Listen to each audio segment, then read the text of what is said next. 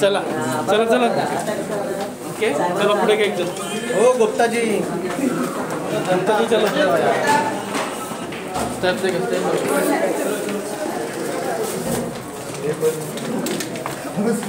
अरे मला कुठे घेतो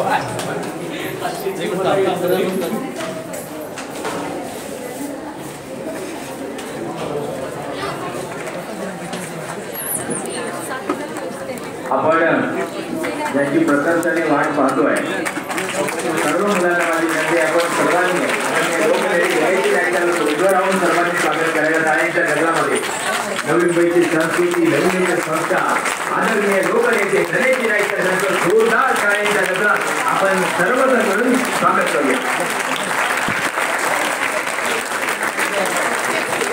शाळेचा गजर हा सुरू राहिला पाहिजे.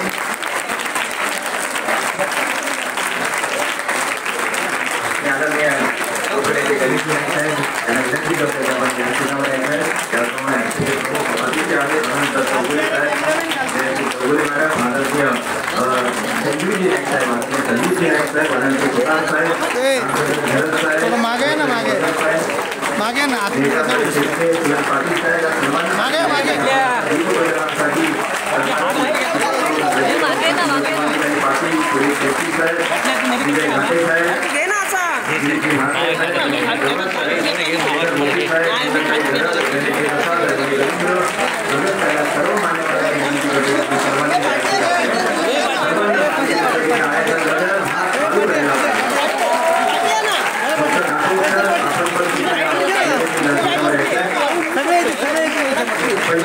सर्व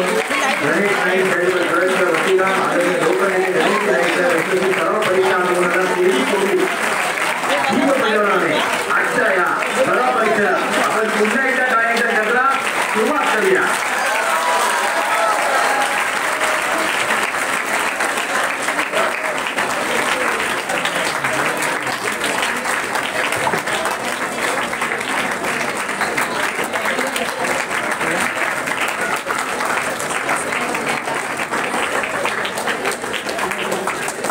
सर्व मान्यवरांना विनंती करतोय की आपण सर्वांनी ताळा बनवायचं आहे, बसून घ्यायचं. त्यामुळे सर्व विद्यार्थी वर्ग आपण देखील बसून घ्यायचं आहे.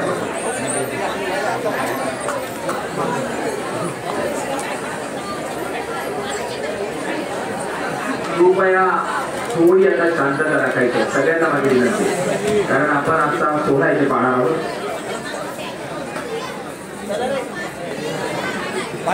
राठोड सर आपण तो यायचा मी सर्व मान्यवरांचा जो नाम उल्लेख केला त्यांनी सर्वांनी ताना बनवायचे बसून घ्यायचंय. आदरणीय अनंत शिपाल चौगुले सर यांना माझी विनंती की आपण देखील बसून घ्या. 4500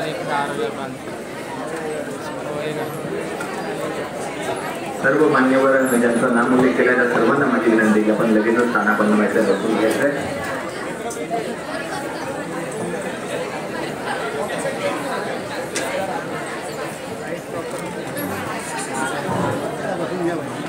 कृपया आपण सर्वांनी कृपा करून बसून घ्या आणि शांतता राखायची आहे. थोडक्यात मी कार्यक्रमाची रूपरेषा आपल्याला सांगू इच्छितो. आता दीपप्रज्वलन झालेलं आहे, मान्यवरांचं स्वागत आता आपण करणार आहोत आणि त्यानंतर आदरणीय डॉक्टर संजीवजी नाईक साहेब प्रास्ताविक सादर करतील आणि त्यानंतर आपल्याला 2 विशेष असे अतिथी आहेत की त्यांचा आपण दादांच्या हस्ते सन्मान करणार आहोत आणि त्यानंतर एक अतिथी आपल्याला मार्गदर्शन करतील आणि त्यानंतर आपले लाडके दादा आपल्याला मार्गदर्शन करतील. तर कृपया सर्वांनी बसून घ्यायचं आहे. सर्वप्रथम आपल्याकडे आलेले मान्यवर यांचा सन्मान करणं, यांचा आदर नित्य करणं हे आपलं परम कर्तव्य आहे. मी आपल्या गणेश नाईक चॅरिटेबल ट्रस्टच्या वतीनं आदरणीय लोकनेते गणेशजी नाईक साहेब यांचं सर्वात प्रथम मी आदरणीय डॉक्टर संजीवजी नाईक साहेब यांना विनंती करतोय की आपण दादांचं टाळ्यांच्या गजरात सगळ्यांची माझी विनंती की आपण प्रथम दादांचं इथे स्वागत करणार आहोत.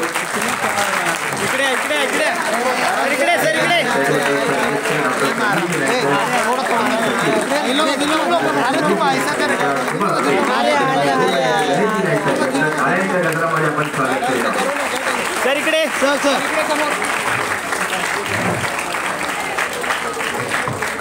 यानंतर आदरणीय ज्यांनी खऱ्या अर्थाने या सर्व परीक्षेत रवण्यामध्ये दादांना मदत केली ते आदरणीय अनंत सुतार साहेब ज्येष्ठ समाजसेवक यांचा देखील सन्मान मी आदरणीय डॉक्टर संजीवजी नाईक साहेबांना विनंती करतो की आपण अनंत सुतार साहेब यांचं स्वागत करायचं. टाळ्यांचा गजर हा कंटिन्यू सुरू राहिला पाहिजे.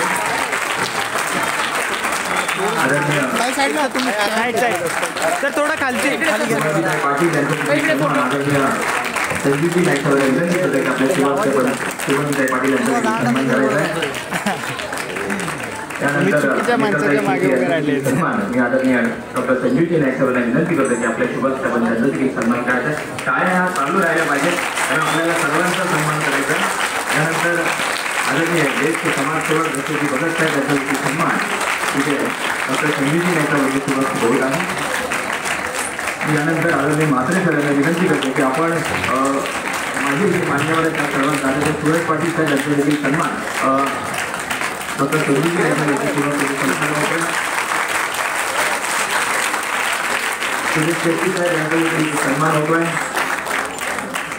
बाकीच्या मान्यवरांना माझी विनंती आहे की आपण बसून घ्यायचं आहे. प्रदीपजी गवत साहेब यांचा देखील आपल्या आदरणीय संजीवजी नाईक साहेबांना विनंती करतो की आपल्या शुभ असते इतर मान्यवरांचं आपण स्वागत करायचं आहे. आदरणीय विजय घाटे साहेब आपण देखील कृपा करून थोडंसं पुढे यायचं आपल्या देखील सन्मान इथे होत आहे. आदरणीय गिरीश म्हात्रे साहेब आपल्या देखील सन्मान होत आहे. आदरणीय मंगलताई बोलत आपण देखील पुढे यायचं आपल्या देखील इथे सन्मान होत आहे. शेखर भोगी साहेब आपण देखील उपस्थित झाला आपल्या देखील आम्ही इथे स्वागत करीत आहोत. आदरणीय डॉक्टर प्रकाश जाधव सर आपल्या देखील इथे स्वागत होत आहे. आदरणीय रवींद्र भगत साहेब आपल्या देखील इथे स्वागत होत आहे. अक्षय पाटील साहेब आपल्या देखील इथे मनापासून आम्ही इथे स्वागत करीत आहोत. आदरणीय मनोहर पाटील साहेब आपल्या देखील इथे मनापासून टाळ्यांच्या गजरात या सर्व मान्यवरांचे स्वागत झालं पाहिजे.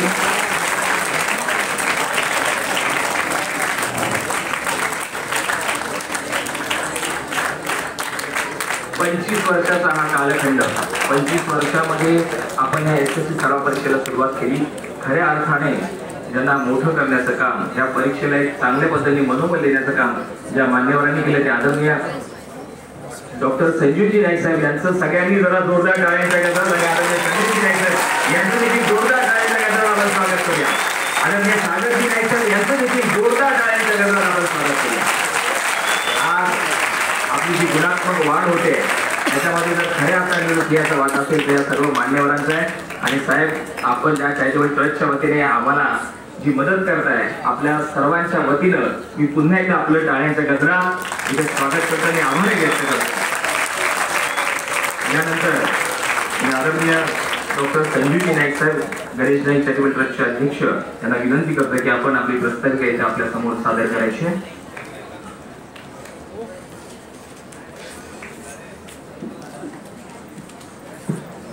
धन्यवाद.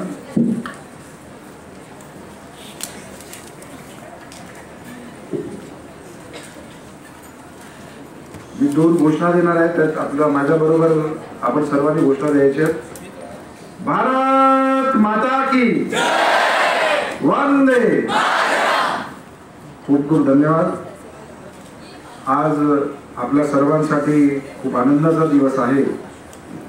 गणेशजी नाईक चॅरिटेबल ट्रस्ट यांच्या माध्यमातून गणेशजी नाईक SSC सराव परीक्षा 2024 या उपक्रमाला रौप्य महोत्सवी वर्ष म्हणून आम्ही या ठिकाणी आज आपल्या सर्वांना या ठिकाणी निमंत्रित करतानाच आज 6 जानेवारी मराठी पत्रकार दिन हा आपण साजरा करतो. बाळशास्त्री जांभेकर यांचं आद्यपत्रक दर्पण याची सुरुवात 6 जानेवारी 1832 साली सुरू झालं आणि म्हणून तो दिवस आज आपण या ठिकाणी पत्रकार दिन म्हणूनही साजरा करत असतो. आणि असं औचित्य साधून आपण या SSC सराव परीक्षेचा शुभारंभ आज या ठिकाणी आपल्या सर्वांच्या उपस्थित होत असताना या संकल्पनेचे प्रणेते आदरणीय लोकनेते गणेशजी नाईक साहेब, ज्यांच्या माध्यमातून आज अनेक अशा गोष्टी घडत आहेत, ते विचारवंत म्हणा किंवा त्यांच्या माध्यमातून बऱ्याच गोष्टी तेही बोलतील असे आजचे प्रमुख उपस्थिती श्री आनंदजी चौगुले साहेब, सौ जयश्री आनंदजी चौगुले यांचा आपण जोरदार टाळ्यांनी या ठिकाणी स्वागत करूया. या संकल्पनेला मूळ स्वरूप देणारे ऐरोलीचे प्रथम आमदार संदीपजी नाईक, या शहराचे भूतपूर्व महापौर सागरजी नाईक, या सराव परीक्षेचे सुरुवात नाईक साहेबांनी ज्यांच्या माध्यमातून केले. नाईक साहेबांनी संकल्पना त्यांनी सांगितली आणि त्यांनी ऐरोलीवरून सुरू केली.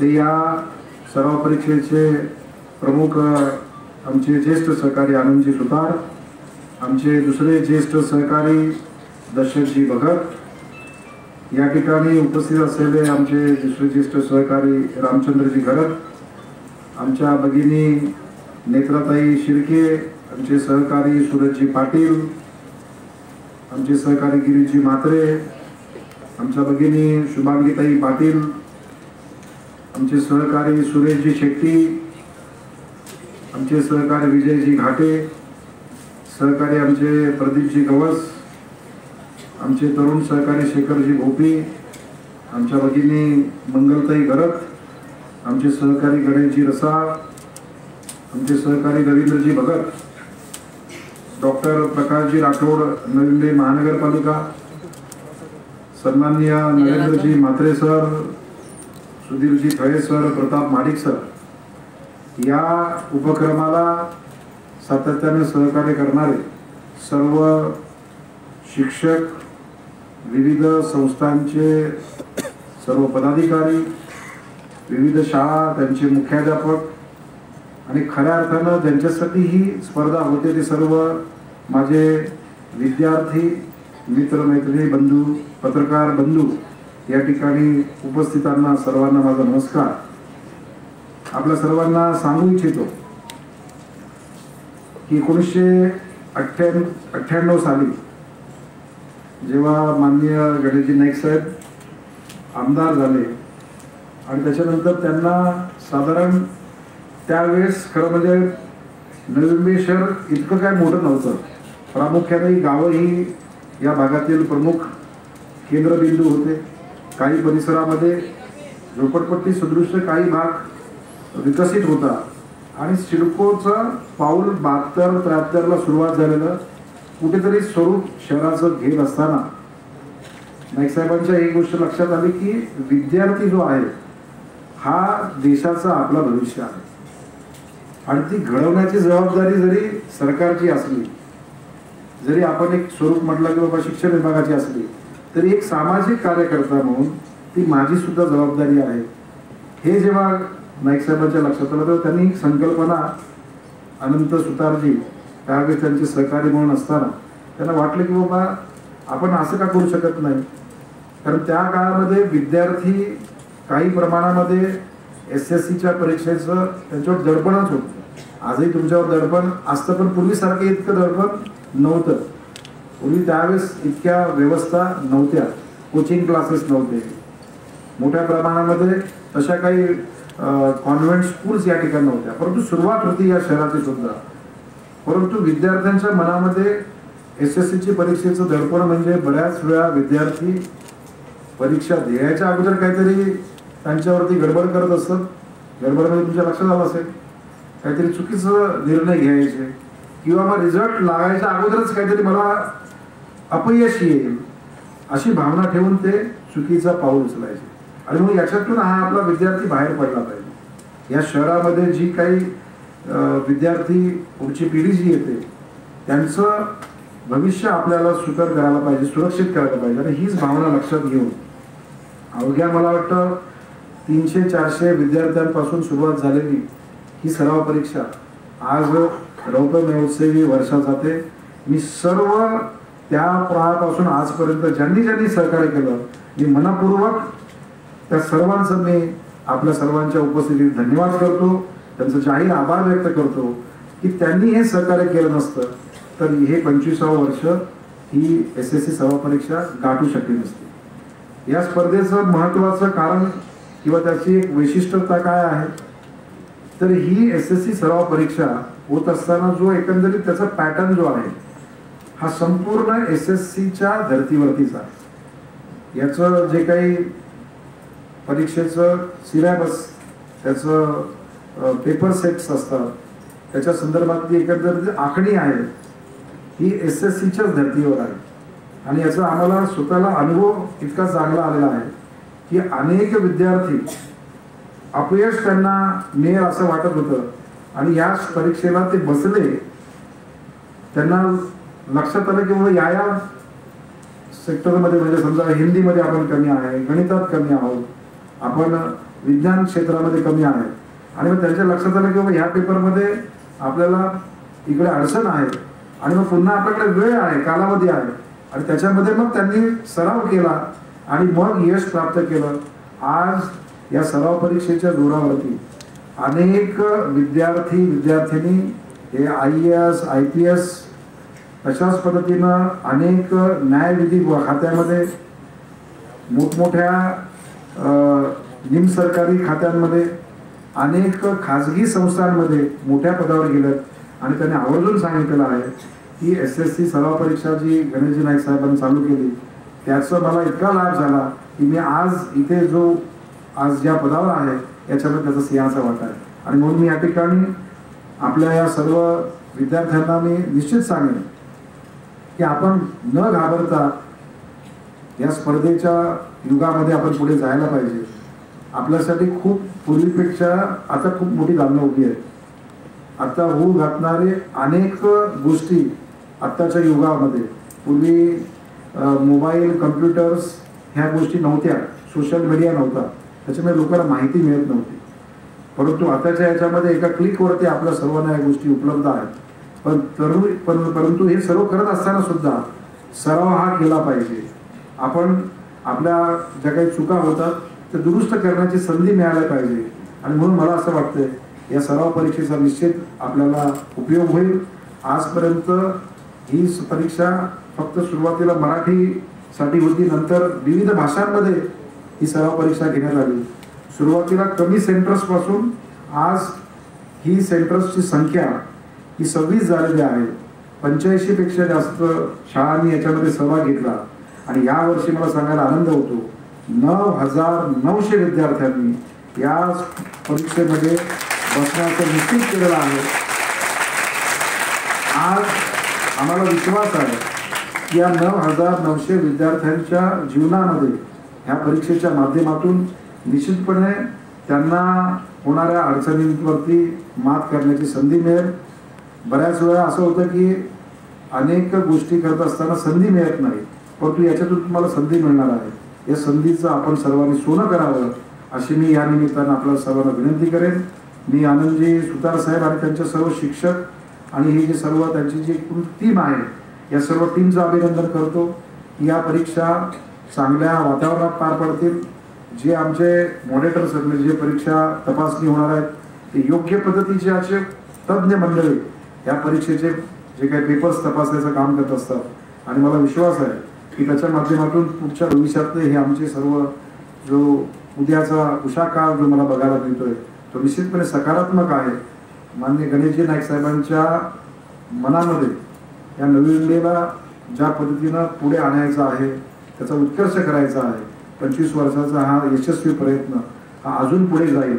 आता 25 वर्ष झाल्यात, आम्ही 50शीच करता या ठिकाणी त्याची वाटचाल करतोय. मी सर्व विद्यार्थ्यांना शुभेच्छा व्यक्त करेन की तुमचं पुढच्या परीक्षा तर चांगल्या होतीलच, परंतु तुमचं आयुष्य सुखमय आनंदमय घडेल असा विश्वास व्यक्त करतो. आज पत्रकार दिन आहे पत्रकारांनी नेहमीच त्यांच्या लेखणीचा उपयोग समाजातील योग्य आवश्यक असणाऱ्या गोष्टींचा जो काही आरशाचं काम हे आपण सर्व मंडळी करतात. जी मजबूत बाजू आजपर्यंत या शहरासाठी आपण चांगली बाजू ज्या पद्धतीने लेखणीतून केलेली आहे, आता ते पत्रकार फक्त लेखणीचा विषय नाही तर यूट्यूब असेल, इतर बऱ्याच मीडियाचा सुद्धा आपला प्रभाव समाजावर आहे. आपल्या सर्वांना मी या निमित्तानं शुभेच्छा व्यक्त करतो आणि आपल्या सर्वांना धन्यवाद करतो. जय हिंद, जय महाराष्ट्र. धन्यवाद सर. आत्ताच आदरणीय डॉक्टर संजीवजी नाईक साहेबांनी सांगितलं की आयुष्यामध्ये आपल्याला एक इझी प्लॅटफॉर्म आदरणीय गणेशजी नाईक साहेबांच्या वतीने ते उपलब्ध झालाय. आता त्याचा खऱ्या अर्थाने सोनं करण्याची संधी आपल्याला मिळते आणि आपल्याकडे एक अशी व्यक्ती आहे की त्यांनी त्या संधीचा लाभ घेतलाय आणि सोनं केलंय आणि त्यात आज आपल्या या व्यासपीठावर ते खास करून ते विराजमान आहेत. मी आदरणीय डॉक्टर प्रकाश राठोड सरांबद्दल थोडं सांगू इच्छितो की सर राफा नाईकचे विद्यार्थी आहेत. 2004 साली सराव परीक्षा दिली त्यांनी आणि आज आपल्या नवी मुंबईमध्ये वैद्यकीय क्षेत्रामध्ये ते नावाजलेलं नाव आहे आणि मी आदरणीय राठोड सरांसाठी जरा जोरदार टाळ्या. मगाशी मी सांगितलं की आपल्यापैकी इथे स्टेजवर आलं पाहिजे. परत हे 25 वर्ष महाराष्ट्रामध्ये काही जिल्ह्याचे ठराविक विद्यार्थी नेहमी पहिले असतात. आपल्या मोठ्या साहेबांचं स्वप्न आहे आपले सुद्धा विद्यार्थी पहिले आले पाहिजे. तर तुम्ही प्रॉमिस करायचं आणि राठोड सरांसारखं व्हायचंय. सरांसाठी जरा जोरदार आहे. सरांना विनंती करतो की आपण आपलं मनोबल तिथे व्यक्त करावं. सर्वप्रथम व्यासपीठावर उपस्थित माननीय श्री गणेशजी नाईक साहेब, माननीय श्री संजीवजी नाईक साहेब, माननीय श्री संदीपजी नाईक साहेब व उपस्थित माजी नगरसेवक सगळे यांचा मी हार्दिक शुभेच्छा करतो. व तसेच आज ज्या परीक्षेसाठी आपण उपस्थित आहोत तर त्या परीक्षेचा मी एक विद्यार्थी आहे. तर ही जी संधी तुम्हाला जी मिळते ती मी अनुभवलेली आहे. तर त्या संधीचा मी उपयोग करून आज मी डॉक्टर झालेलो आहोत आणि माननीय श्री गणेशजी नाईक साहेबांनी जी नवी मुंबई महानगरपालिका स्थापित केलेली आहे त्याचा एक आज हिस्सा आहे. याचा मला खूप आनंद होत आहे.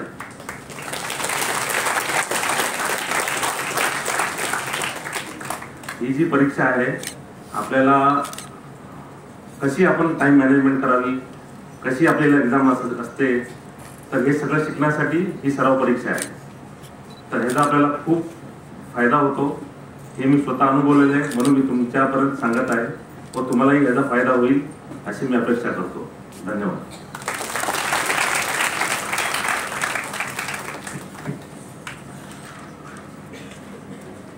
खऱ्या अर्थाने आज आपण नशीबवान आहोत कारण 25 वर्ष आणि या 25 वर्षाला सराव परीक्षेला तुम्ही सर्वजण बसताय.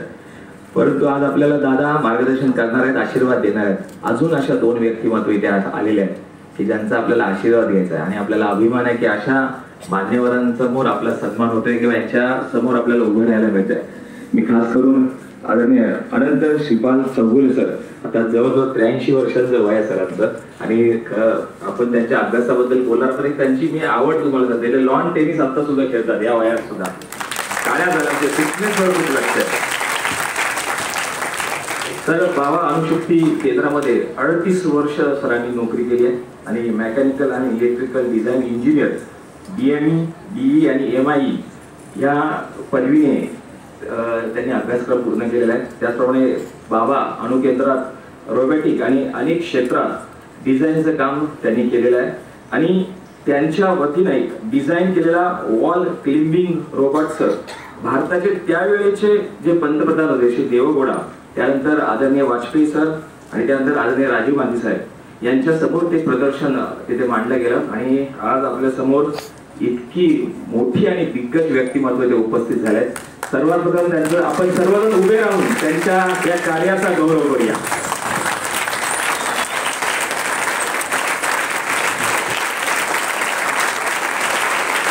मी त्यांना सर्वात प्रथम आदरणीय लोकनेते गणेशजी नाईक साहेबांना विनंती करतोय आपल्या शुभ हस्ते आपण चौगुले सरांचं इथे स्वागत करायचं, त्यांचा आदर व्यक्त करायचा आहे आणि आदरणीय गणेश नाईक साहेबांचे अध्यक्ष डॉक्टर संजीवजी नाईक साहेब त्याप्रमाणे सचिव आदरणीय संदीपजी नाईक साहेबांना विनंती करतो की आपण सर्वांनी सरांचं इथे स्वागत करूया.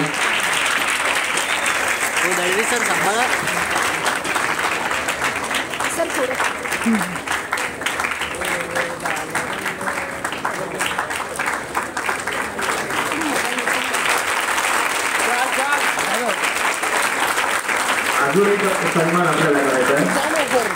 आदरणीय सौ जयश्री अनंत चौगुले कर्मवीर भाऊराव पाटील यांच्या त्या नात आहेत आणि रयत शिक्षण संस्थेमध्ये उपाध्यक्ष पद सातारा संस्था उपाध्यक्ष विभाग आहेत आणि वाशीच्या मॉडर्न स्कूलमध्ये 22 वर्ष त्यांनी शिक्षक म्हणून काम केले. त्यांच्या देखील जोरदार टाळ्यांच्या गजरात आपण त्यांचे आभार व्यक्त करू. त्यांचा देखील सन्मान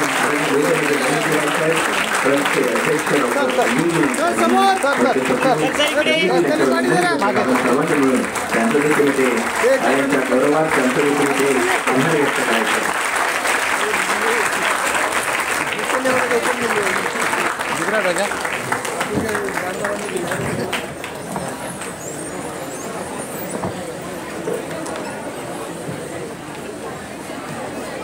मी आदरणीय चौगुले सर यांना विनंती करतोय की आपण या सगळ्या विद्यार्थ्यांना आशीर्वादपर मार्गदर्शन करायचं. मी चौगुले सरांना विनंती करतोय की कृपा करून आपण आम्हाला आशीर्वाद द्यायचा आहे, मार्गदर्शन करायचं आहे. कृपया थोडी शांतता राखायची सर्वांनी.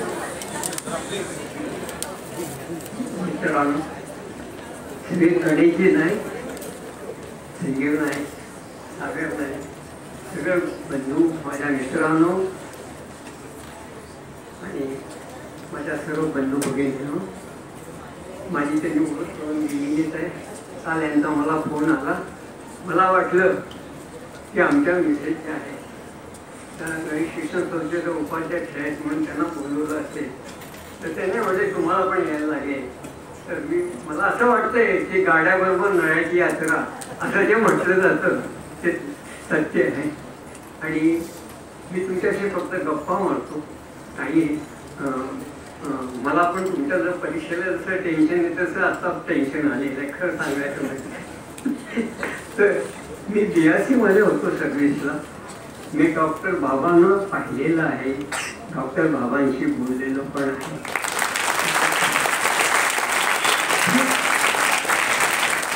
त्यानंतर मी महत्त्वाची गोष्ट म्हणजे की तुम्ही आता तुमच्या परीक्षा देताय तर आम्ही सगळ्याला सोयी वेळ शिकतो. तुम्ही त्याला अत्यंत चांगले मार्क्स मिळवायला. पण माझ्या दृष्टीने एक महत्त्वाची गोष्ट आहे, तुम्ही कुठल्या संस्थेत शिक्षण घेता, कुठल्या संस्थेमध्ये शिक्षण घेता, किती मार्क्स मिळवता, त्याला माझ्या दृष्टीने मी थोडं कमी महत्त्व देतो. कारण तुम्हाला जे नॉलेज दिलं जातं ते तुमच्या पुढच्या आयुष्यात उपयोग व्हावं असं असतं. म्हणजे पुढं मागं तुम्ही जर तुमचं आयुष्य हे पुढे SSC नंतर सुरू होतं. तुम्ही SSC नंतर कुठल्याही लायब्ररीत गेलं तर कुठलं पुस्तक कुठल्या विषयाचं आहे एवढं समजणं इतकं तुमचं नॉलेज असतं. हे एक महत्त्वाचं आहे. आणि याच्यानंतर सुद्धा तुम्ही कुठली डिग्री मिळवता किंवा काय करता या दृष्टीने मला मी ते महत्त्वाचं समजत नाही. तुम्ही बुद्धिमत्ता कशी वापरता हे फार महत्त्वाचं आहे. उदाहरण जर द्यायचं झालं असं तर डॉक्टर आंबेडकरांचं देता येईल, ते कुठल्या शाळेत शिकले. डॉक्टर शास्त्रींचं देता येईल, ते कुठल्या शाळेत शिकले. पण त्यांच्याजवळ बुद्धिमत्ता महत्त्वाची गोष्ट म्हणजे तुम्ही तुमची बुद्धिमत्ता कशी वापरता हे अत्यंत महत्त्वाचं आहे. त्यानंतर आता मला सांगायसाठी गोष्ट म्हणजे मी BSc मध्ये व्हॅक्यूम फिजिक्स नंतर न्यूमॅटिक्स आणि रोबोटिक्स नंतर काम करतो. आणि काही पेटंट सुद्धा घेतली गेलेली आहे. ते जास्त त्यात डिटेल्स जात नाही आहे कारण गेले 24 वर्ष मी रिटायर होऊन झाली. त्यानंतर मी रिटायर झाल्यानंतर माझी सर्व पेपर सर्व मी इंजिनिअरिंग कॉलेजला देऊन टाकले. तर मी रोबोटिक्समध्ये असताना मी एक बेंचीवर चढणारा रोबोट तयार केला. त्याची तुम्हाला एक थोडक्यात स्टोरी सांगतो तुम्हाला. मी एक काय झालं की या डिव्हिजनमध्ये काम करतो रिमोट हँडलिंग अँड रोबोटिक्स. तर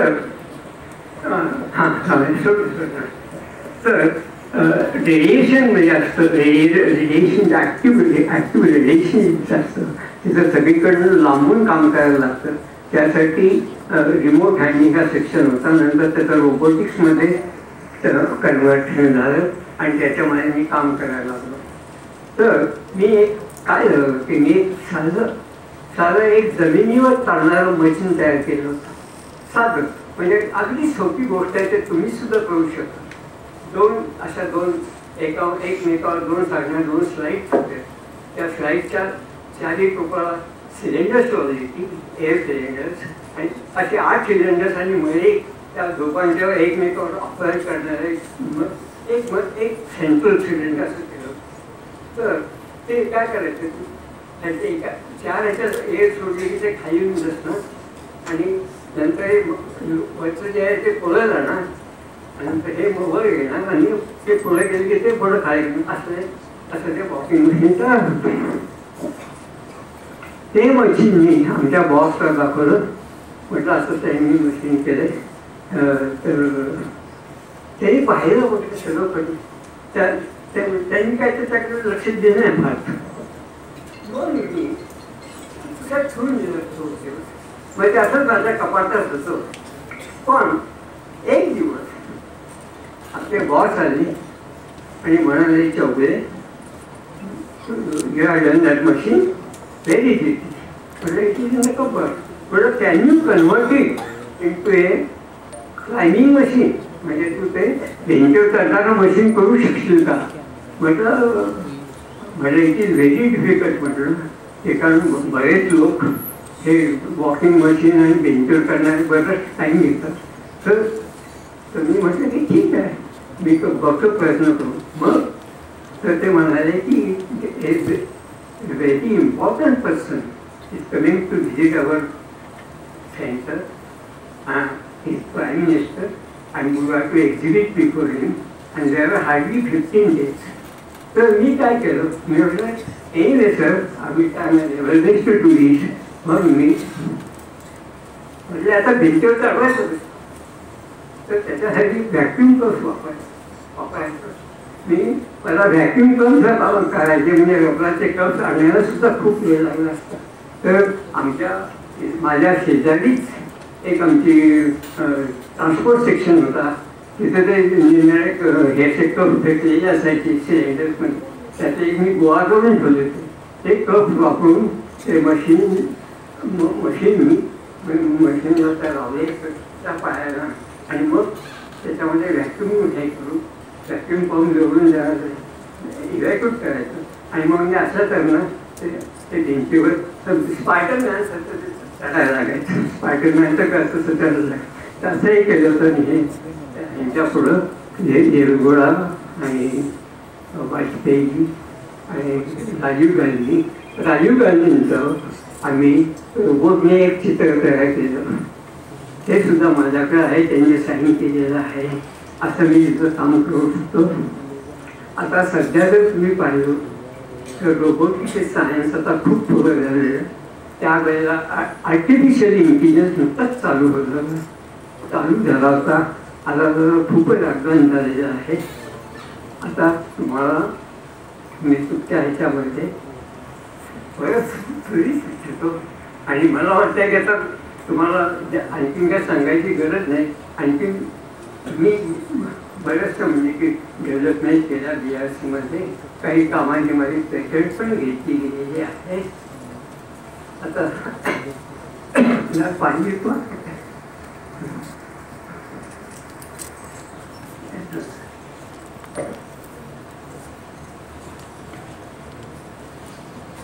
पेटंट घेतलेली आहे. आणखी एक अत्यंत चांगली महत्वाची सांगायची गोष्ट म्हणजे मी एक व्हॅक्यूम चेंबर डिझाईन केला होता.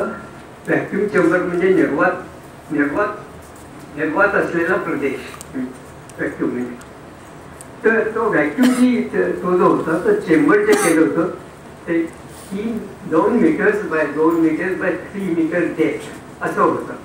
तर त्याच्यात महत्त्वाची गोष्ट म्हणजे अशी की हा जो चेंबर डिझाईन केला तो EV वेल्डिंग इलेक्ट्रॉनिक वेल्डिंगसाठी तयार केला होता.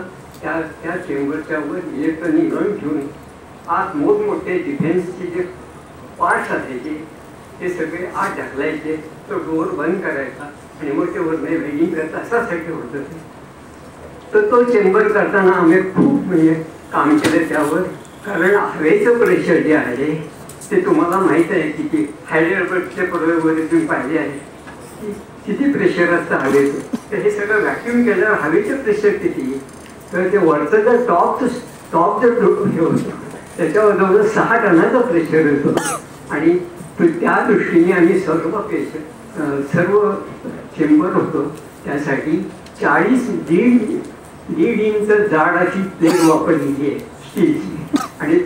आणि त्याचा जो आहे स्लायडिंग तो सुद्धा जवळ 1.5 टनाचा आहे आणि तो मोटराईज आहे. तर ते मशीन अजूनही वापरलं जातं. अजूनही BRC मध्ये ते वेल्डिंगसाठी वापरतात. आता मला वाटतं की जास्त मी बोलत नाही, तुमचा वेळ घेत नाही. तुम्हाला सगळ्यांना तुमच्या परीक्षेमध्ये यश इच्छितो आणि मी म्हणतो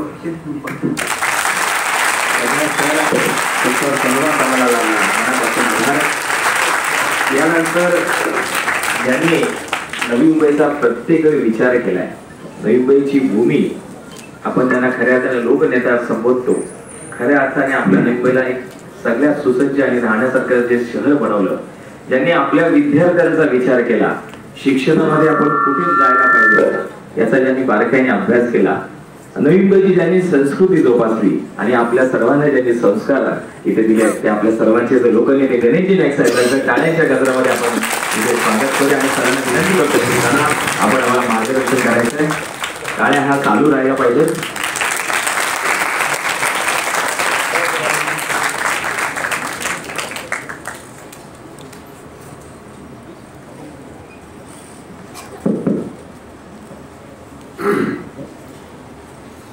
सगळ्यांना नमस्कार.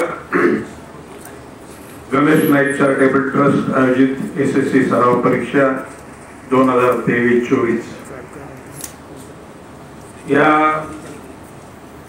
सराव परीक्षेच्या 25व्या वर्षामध्ये आपण पदार्पण करीत आहोत आणि त्या प्रसंगाला ज्यानं आपल्या डिफेन्ससाठी किंवा अणुऊर्जेसाठी अतिशय मेहनत करून त्या ठिकाणी आयुध बनवले ते निवृत्त अधिकारी BRC श्री अनंतराव चौगुले, कर्मवीर भाऊराव पाटील यांच्या नात सौभाग्यवती जयश्री चौगुले, गणेश नाईक चॅरिटेबल ट्रस्टचे अध्यक्ष श्री संजीव नाईक, श्री संदीप नाईक, श्री सागर नाईक, श्री अनंत सुतार, श्री दशरथजी भगत, नेत्रा शिर्के, शुभांगी पाटील, सूरज पाटील, विजयजी घाटे, सुरेश शेट्टी, प्रदीप गवस, गिरीश म्हात्रे,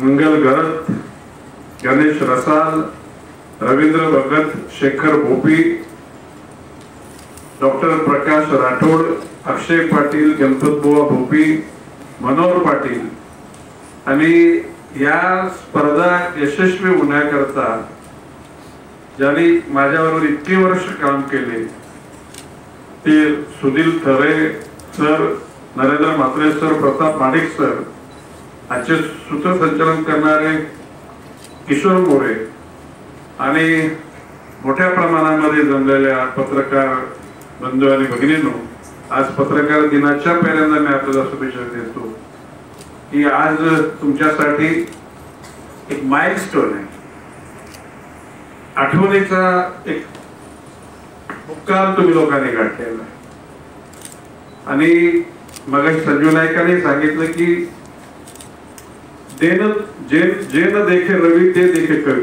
म्हणजे पत्रकाराला कवी म्हणजे कवीचं मन असल्याशिवाय पत्रकार आपलं वृत्तांकन करू शकत नाही. प्रिंट मीडिया, इलेक्ट्रॉनिक मीडिया, आता सोशल मीडिया या विविध क्षेत्रामध्ये आपण समाजातल्या चांगल्या गुणांना प्रोत्साहित करण्याला आणि वाईट चालवृत्तींना घणाचे घाव घालून तुम्ही त्यांना सरळ करण्याचं काम केलंय आणि म्हणून भविष्य काळामध्ये तुम्हाला पत्रकार बांधवांना चांगले दिवस यावेत ही माझी पहिल्यांदा सदिच्छा आहे. आज विद्यार्थी बंधून करता हा 25वा वर्ष आपण साजरा करत आहोत सराव परीक्षेचा. आजवर 1.5 लाख विद्यार्थ्यांनी या सराव परीक्षेचा फायदा करून घेतला. ज्याच्यामध्ये प्रकाश राठोड यांनी त्या कालखंडात 2004 साली ना त्यांनी आत्मविश्वासानं पावलं टाकली आणि आज ते महापालिकेचे एक जबाबदार आरोग्य अधिकारी झाले. ज्याला मी शाळेतून प्राथमिक शाळेतून ज्याला SSC ला गेलो त्याला या नवी मुंबईमध्ये SSC चं बोर्डाचे कुठे ठिकाणच नव्हतं. SSC चं बोर्ड होतं ठाण्यामध्ये MH high school, new English school. त्यावेळेला इथून बस मध्ये जावं लागायचं आणि बस कधीतरी येईल न येईल याची खात्री नव्हती म्हणून कुठल्या तरी शाळेमध्ये सगळ्या विद्यार्थ्यांना घेऊन हेडमास्टर म्हणजे आपले मुख्याध्यापक त्या ठिकाणी असायचे की एखाद्या प्राथमिक शाळेमधून 15-20 विद्यार्थी त्यावेळेला SSC म्हणजे त्याला म्हणजे 7वीची परीक्षा आणि त्याच्यानंतर मग SSC परीक्षा एकूणच दडपण येतं. खरं म्हणजे मी मागच्या वर्षी पण बोललो होतो की आपण SSC व्याख्यान मला त्या ठिकाणी सुरू करावी. म्हणजे वर्ष सुरू होताना एकूण आराखडा कसा आहे कुठल्या सिलेबस आपण 3 माही परीक्षा 6 माही 9 आणि 12 अशा प्रकारच्या पूर्वी आमच्या वेळेला 4 परीक्षा असायच्या. म्हणजे कुठल्या टप्प्यात कुठे कच्चं राहिलं त्याचा सुद्धा अंदाज यायचा. परंतु सुरुवातीला वर्षाच्या SSC ला प्रवेश घेतल्यानंतरच एकूण वर्षभराची कशी तयारी करावी याच्याविषयी SSC व्याख्यान मला की प्रचलित झाले. आता ते बंद झाले. आता काय SSC व्याख्यान मला म्हणजे आता ऑनलाईन सगळ्या गोष्टी अवेलेबल झाल्या कारणानं SSC व्याख्यान मला तेवढं महत्व राहिलेलं नाही. परंतु त्यावेळेला कुठल्या विभागामध्ये ती SSC परीक्षेचं सेंटर आहे, कुठल्या मजल्यावर आहे, कुठल्या वर्गात आहे, सगळे आजूबाजूला येणारे विद्यार्थी नवीन. कारण त्यावेळेला म्हणजे आता त्यात आपल्या नवी मुंबईतल्याच विद्यार्थ्यांचा समावेश होतो. परंतु त्यावेळेला जिल्ह्यातल्या कुठल्याही ठिकाणचं त्या ठिकाणी विद्यार्थी आपल्या बाजूला परीक्षा देण्याकरता यायचा. आणि आई वडिलांना सुद्धा एक प्रकारचा तो एक त्यावेळेला कारण त्याला रेडिओ सुद्धा काही घरात नव्हते. TV तर फार नंतर आला. आता दऱ्याखोऱ्यांमध्ये वाड्या वस्त्यांमध्ये मोबाईलच्या माध्यमातून सगळ्या इन्फॉर्मेशन जगाच्या information within fraction of second मध्ये आपण त्या सगळ्या माहिती आपल्याला उपलब्ध होती. त्या कालखंडात ते नव्हती. पण एक गोष्ट खरी की शेवटी किती झालं तरी ज्याने अनुभव घेतले त्या लोकांसाठी नाही. परंतु SSC माझ्या आयुष्यातलं की परीक्षा द्यायला जातो म्हटल्यानंतर एक प्रकारचं दडपणच असतं. किती त्याने क्लासेस जॉईन केलेले असले तरी सुद्धा त्या विद्यार्थ्याला त्या दिवशीचा पहिली उत्तरपत्रिका प्रश्नपत्रिका आणि लिहिलेला पहिला प्रश्न आणि अंतिम शेवट काही लोक म्हणजे टॅलेंटेड विद्यार्थी पुरवणी मागतात, सप्लिमेंटरी पेपर्स मागून आपलं कौशल्य त्या ठिकाणी सिद्ध करत असतात. परंतु एक तुम्हाला सांगेन की जीवनामध्ये आत्मविश्वास यायचा असेल सराव म्हणजे काय प्रॅक्टिस. आता आपण क्रिकेटच्या मध्ये म्हणजे T20 म्हणतो, वन डे म्हणतो किंवा टेस्ट मॅच म्हणतो. पूर्वीच्या काळी इतकी म्हणजे कठीण फिजिकल फिटनेस गरजेचा नव्हता. पण आज इतकी कठोर स्पर्धा झालेली की भारतासारख्या खंडपाय देशामध्ये टेस्टचे 10 टीम होतील एवढे खेळाडू उपलब्ध आहेत. T20चे 10 टीम होतील एवढे खेळाडू उपलब्ध. T20चे सुद्धा आणि वन डे चे सुद्धा. म्हणजे अशा प्रकारच्या त्या स्पर्धेमध्ये राहण्याकरता जीव घेणी स्पर्धा त्या ठिकाणी करावी लागते. ती योग्य काय अयोग्य ते नंतरचा भाग आहे. आता तरी सुद्धा काही पालकांना फार अपेक्षा असते की 99, आता पूर्वी आमच्या वेळेला 50-60 मार्क मिळाले म्हणजे फार मार्क मिळाले, किती अनंत गोष्ट खरी आहे ना. पण आता 95%, 97, 98 गोष्ट खरी ना. तरी सुद्धा आई वडील ते 2 मार्क कुठे गेले तुझे याचा शोध परत सुरू होतो. मी तुम्हाला एकच सांगेन, प्रयत्नाची पराकाष्ठा करा, अग्र धरा, निग्रह धरा, परत दुराग्रह करायचा नाही. कॉपी करून परीक्षा द्यायची नाही. परीक्षा ही एक तुम्हाला मिळालेलं ज्ञान मोजण्याचं पॅरामीटर आहे. जर का तुम्ही ज्ञान जर तुमच्या मध्ये गवसलं नसेल तर त्या ठिकाणी तुम्ही त्या उत्तर पत्रिकेमध्ये लिहू शकणार नाही. आणि पूर्वीच्या खाली नोकरी मिळण्याकरता परीक्षा द्यायची, म्हणजे SSC झाला किंवा हो फायनल, काय म्हणते हो फायनल.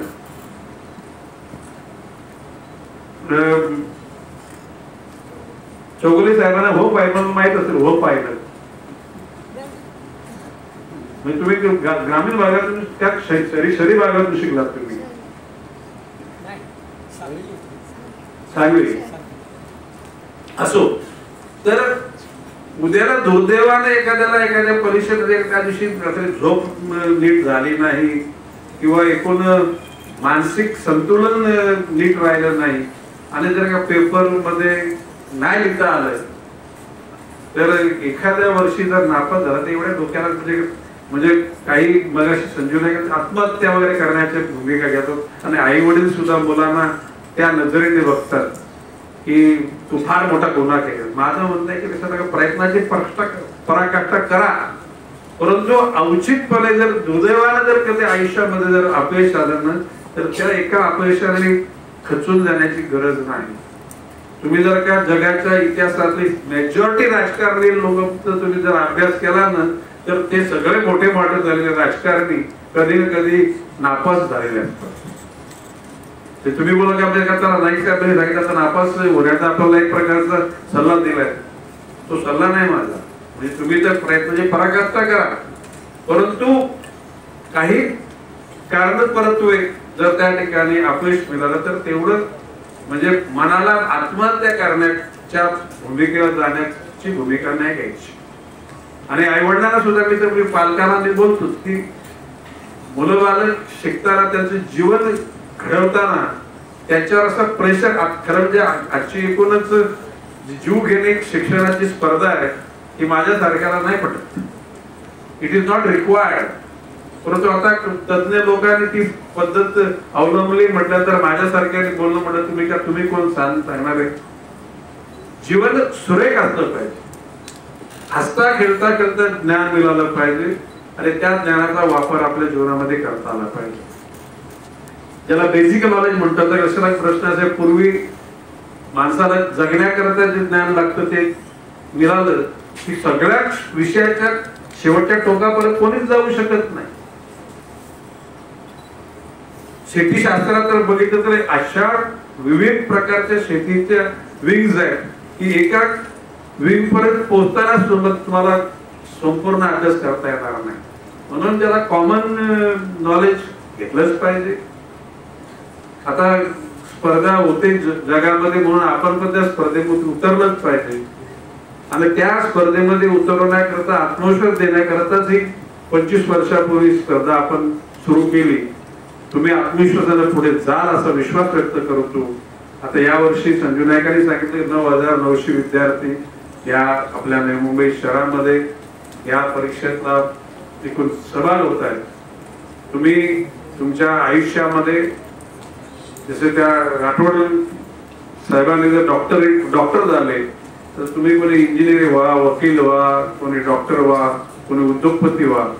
परंतु आपल्या मनाला जी गोष्ट पटत नाही त्या गोष्टीच्या झंझेडीत पटायचं नाही. वडिलांनी सुद्धा म्हणजे प्रेमाने आर्ग्युमेंट करा की वडील सांगताना तू डॉक्टरच हो, तर डॉक्टर का व्हावं. जर एखाद्या मुलाला जर त्या शास्त्रामध्ये स्वारस्य नसेल तर आई वडिलांनी सुद्धा त्याच्यावर ते लादणं बरोबर नाही. आणि म्हणून तुम्ही कुठल्याही प्रसंगाला तुम्हाला जर काही असं भीती वाटली तर आपल्या शिक्षकांशी संपर्क साधा आणि जर का शेवटी जर काही अडचण आली तर आमच्या टीम बरोबर संपर्क साधा. आपले सगळे जरी बसलेले सगळे तुम्हाला मार्गदर्शन करणार आहेत आणि तुम्ही ते सगळे मार्गदर्शन त्यांचं तुम्हाला होईल आणि तुम्ही सुद्धा यशस्वी व्हाल असा विश्वास व्यक्त करतो. जय हिंद, जय महाराष्ट्र. आपण आम्हाला जे मौलिक मार्गदर्शन केलं नक्कीच आम्ही आत्मसात करू. मी थोडक्यात पुढील कार्यक्रमाची रूपरेषा आपल्याला सांगू इच्छितो. आत्ताच व्यासपीठावर जे मान्यवर आहेत त्यांचं शब्दसुमनाने आपण आभार प्रदर्शन करणार आहोत. त्यानंतर आदरणीय लोकनेते गणेशजी नाईक साहेब वर्गामध्ये जाऊन विद्यार्थ्यांना शुभेच्छा देतील आणि त्यानंतर पत्रकारांबरोबर देखील संवाद साधतील. तर सर्वात प्रथम मी आणि सगळ्या विद्यार्थ्यांना माझी विनंती आहे की आपल्या राईट बाजूने पुढे बसेसची सेवा आहे. जरा 2च मिनिटं आपले घेतो आणि त्यानंतर आपण आपल्या पुढच्या कार्यक्रमाला आपण जाणार आहोत. आणि खास करून या हॉलमध्ये ज्यांनी आम्हाला नेहमीच मदत करतात त्या हॉलचं देखील आणि ज्यांनी आम्हाला ज्या पद्धतीने मदत केली सर्वांचे आभार व्यक्त करतो. मी पुन्हा एकदा गणेश टाइम चॅरिटेबल ट्रस्टच्या वतीने आदरणीय आनंद सुतार साहेब, डॉक्टर नगर साहेब, दशाजी भगत साहेब, नेता शिंदे, सुरेश पाटील साहेब, शोभगीताई पाटील, सुरेश शेट्टी साहेब, विजय घाटे साहेब, गिरीश मात्रे साहेब, एक मिनिट भगत साहेब आणि यांचा आशीर्वाद आपल्या पाटील संस्थाचा आदरणीय गणेश नाईक साहेब, एक मिनिट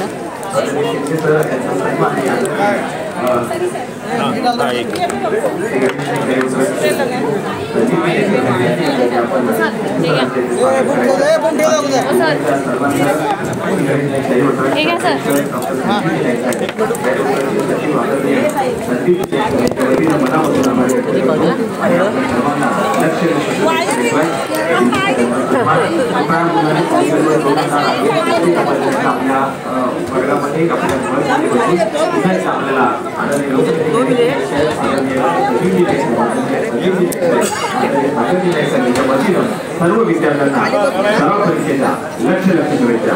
धन्यवाद. सर्व विद्यार्थ्यांना एक सूचना आहे.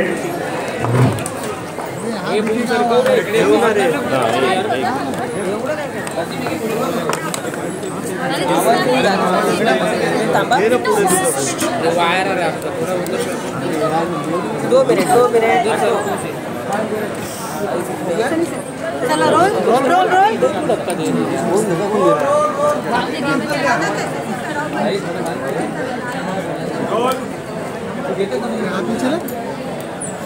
सुमारे 25 वर्षापूर्वी SSCच्या परीक्षेला जाणाऱ्या विद्यार्थ्यांना आत्मविश्वास मिळावा म्हणून SSC सराव परीक्षेचा शुभारंभ केला.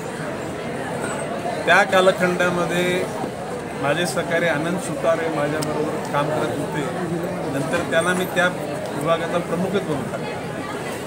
आजवर 1.5 लाख विद्यार्थ्यांना या सराव परीक्षेमध्ये 25 वर्षात सहभाग घेतला.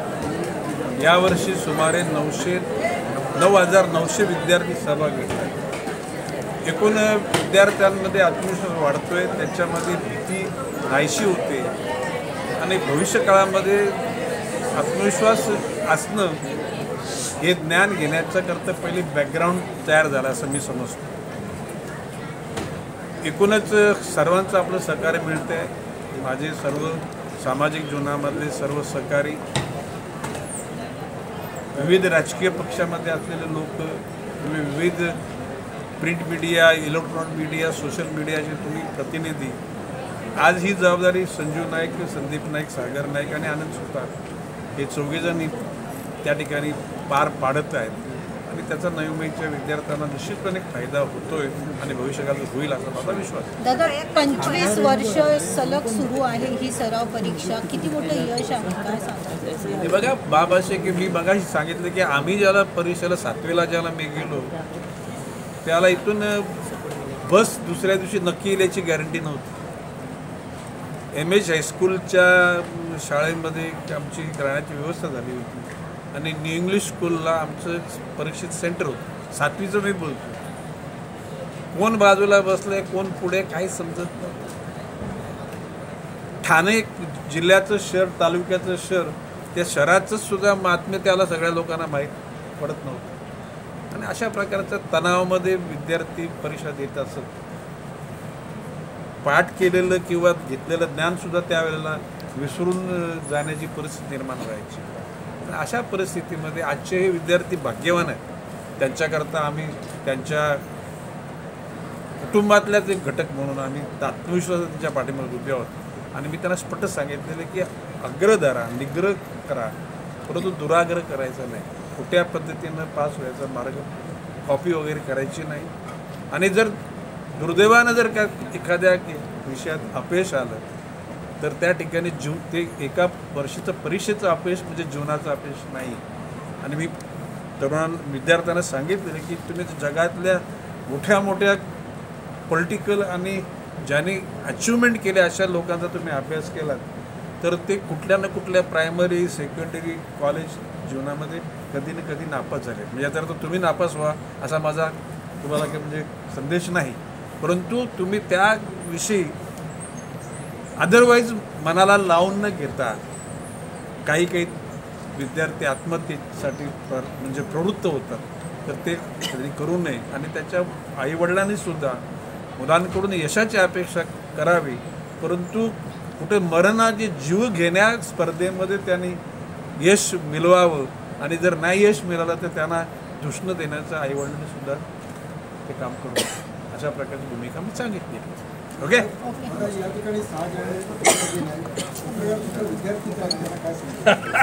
अरे बंधूनो, खरं म्हणजे दर्पणकार जांभेकर साहेबांनी त्या कालखंडात 19व्या शतकामध्ये त्यावेळेला त्या आपल्या दर्पण या वृत्तपत्राची सुरुवात केली. त्याला खिळे, त्याला काय होतं, त्याला खिळे म्हणजे त्याला कंपोज करायला लागायचं. म्हणजे आता तर तुम्ही कॉम्प्युटरमध्ये टाईप केला गेला की प्रिंट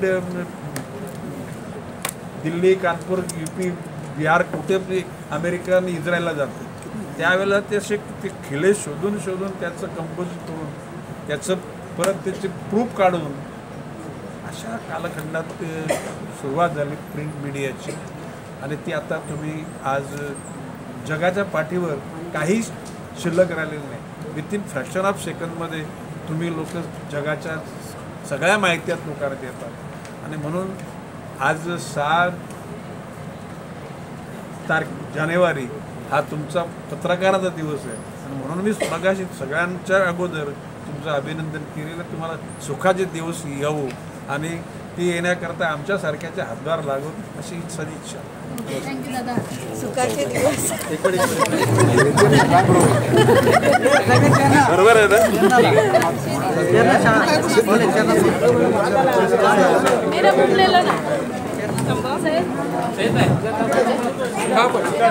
वायर लगाएंगे, वायर लगाएंगे, वायर